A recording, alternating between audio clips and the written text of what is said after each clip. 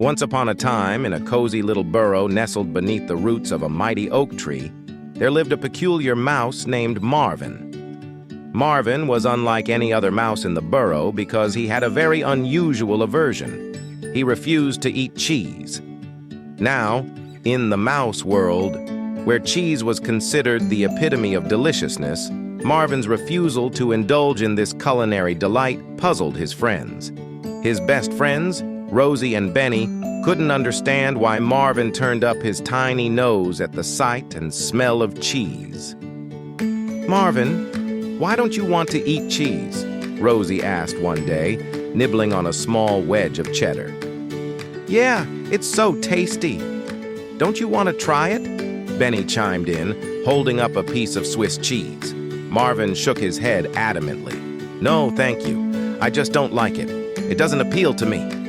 Rosie and Benny exchanged bewildered glances. How could anyone not like cheese? They couldn't fathom Marvin's strange preference.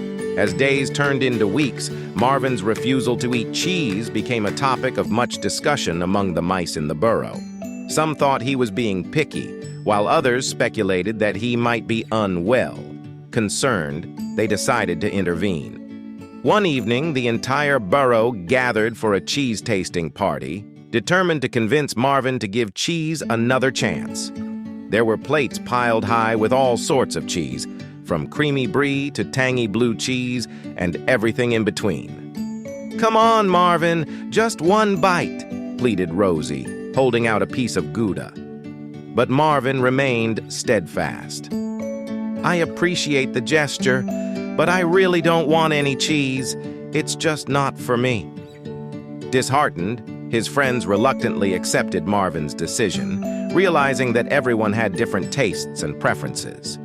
Despite Marvin's aversion to cheese, his friends continued to include him in their gatherings and adventures. They discovered that Marvin had a fondness for nuts and seeds, and they made sure there were plenty of those at every gathering. In the end, Marvin taught his friends an important lesson, that it's okay to be different and to have unique likes and dislikes. And though they may never fully understand Marvin's aversion to cheese, they accepted him just the way he was, a mouse who marched to the beat of his own drum, even if it meant turning down the most beloved food in the mouse world.